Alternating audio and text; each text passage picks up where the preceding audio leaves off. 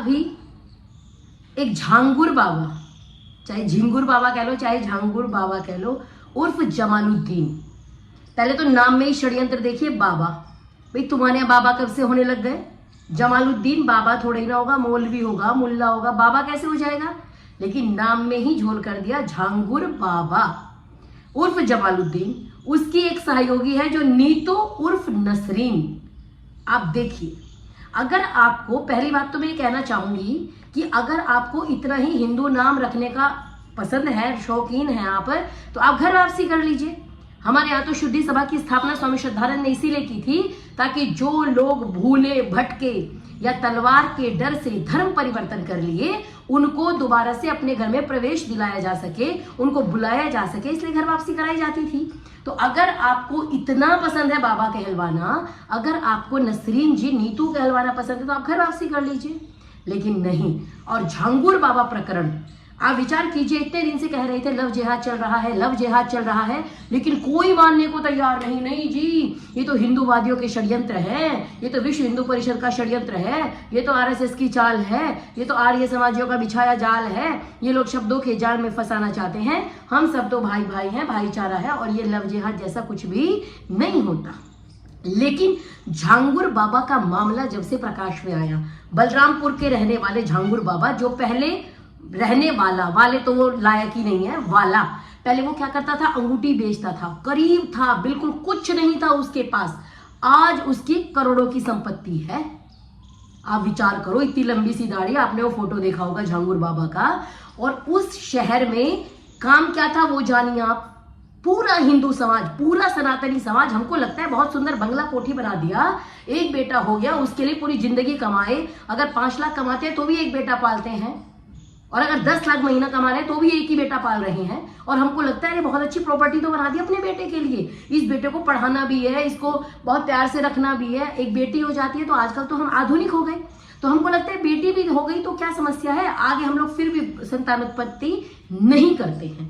अब आप विचार कीजिए कि एक बेटी आपने उत्पन्न की, और उस बेटी ने जाकर के झांगुर बाबा के षड्यंत्र में आकर के फंसाते कैसे थे। पहले तो आप सोचिए, धर्म परिवर्तन कर लिया तो बचा क्या, है ना? एक बेटी उत्पन्न की, उसने धर्म परिवर्तन कर लिया, तो आपके पास क्या बचा? रह गए आप करोड़ों की संपत्ति लेकर के। तो संपत्ति किसकी जाएगी? नैसर्गिक रूप से उन्हीं के पास जानी है, प्रत्यक्ष या अप्रत्यक्ष रूप से।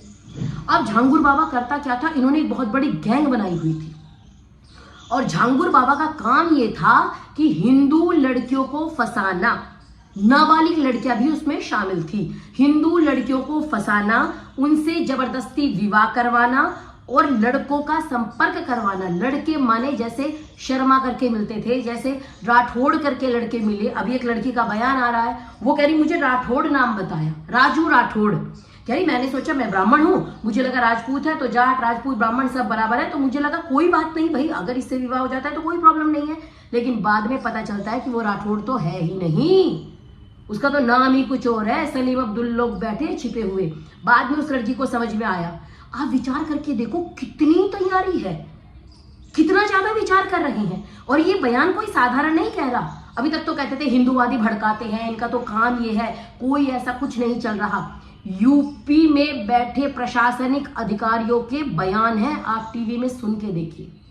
वो कहते हैं जाति के हिसाब से लड़कियों के रेट तय किए गए थे, क्योंकि वस्तु माना गया ना लड़कियों को। और जितनी ये नारीवादी गैंग, जितने ये पिंजरा तोड़ संगठन, जितने भी संगठन बने नारियों के नाम पे, इनको एक बार भी बुरा नहीं लग रहा। संत प्रेमानंद जी महाराज ने एक बयान दे दिया तो आपको बड़ी पीड़ा हुई, अनिरुद्धाचार्य जी ने बयान दे दिया, आपको बड़ी पीड़ा हुई, साध्वी दीदी माँ रीताभरा जी ने बयान दे दिया तो आज उन्होंने माफी मांग ली, क्योंकि वो आपको प्यार करती है, वो आपको स्नेह करती हैं, इसलिए आप उनसे माफी मंगवा सकते हो। झांगुर बाबा नाबालिग लड़कियों तक का धर्म परिवर्तन करवा रहा है, निकाह करवा रहा है, आपने उनसे माफी नहीं मंगवाई। आपकी तख्ती उनके लिए नहीं निकलती, झांगुर बाबा के लिए।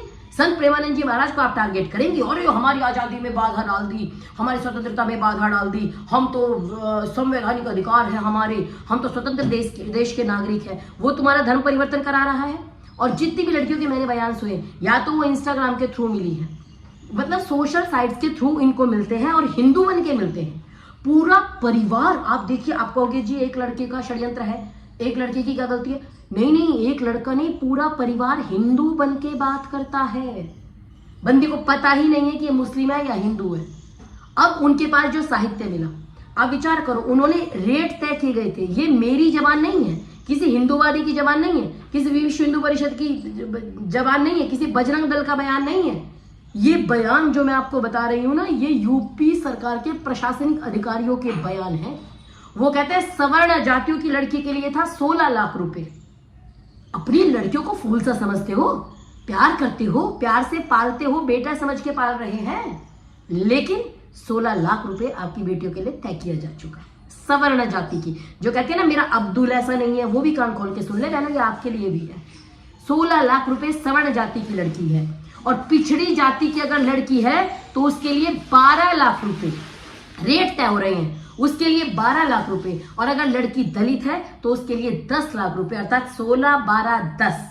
अब विचार करो, सवर्ण, पिछड़ा और दलित, ये आपकी बेटियों के रेट तय किए गए हैं। सनातनी समाज विचार करे कहां कहां टिकोगे, कहां रहोगे।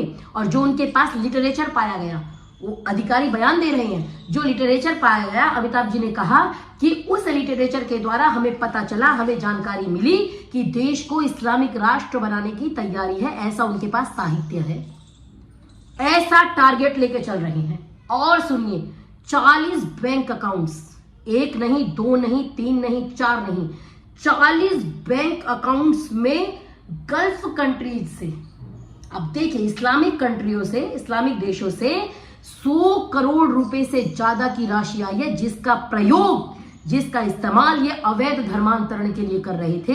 ये यूपी के अधिकारी के बयान है।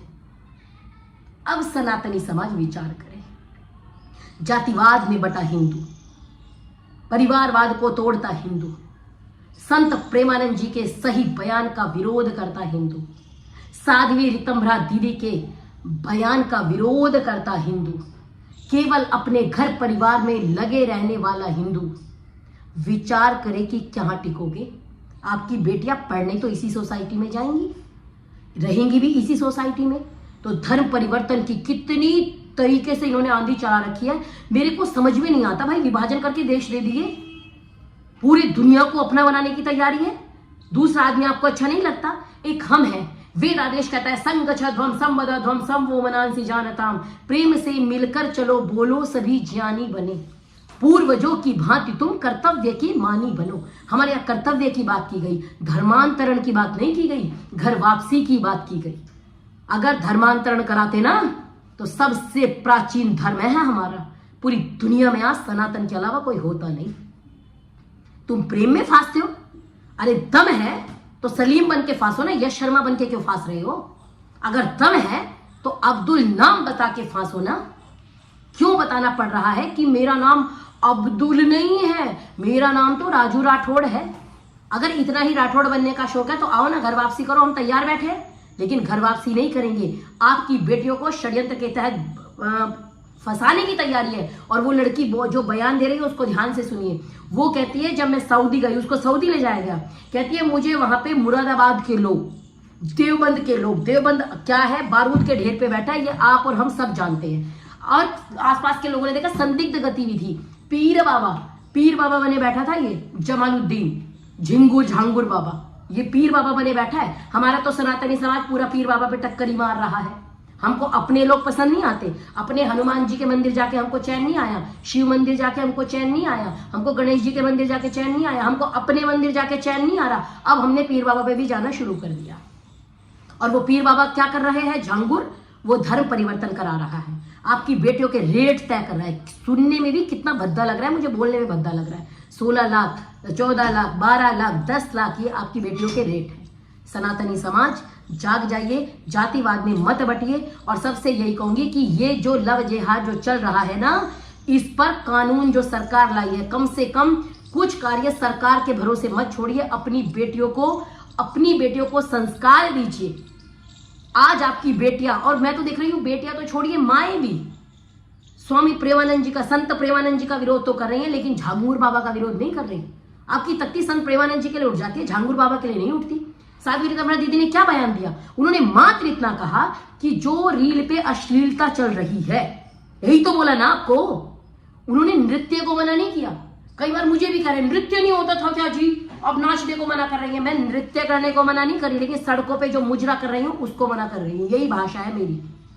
यही तो कहा था साध्वी दीदी ने कि मेरी बेटी, मुझे उससे प्रेम है, अगर मेरी बेटी सड़क पे नाचेगी तो मुझे अच्छा नहीं लगेगा। तो मैं यही चाह रही थी कि मेरी बेटियां सड़कों पे इतना अभद्र प्रदर्शन ना करें। क्या गलत बोल दिया भाई?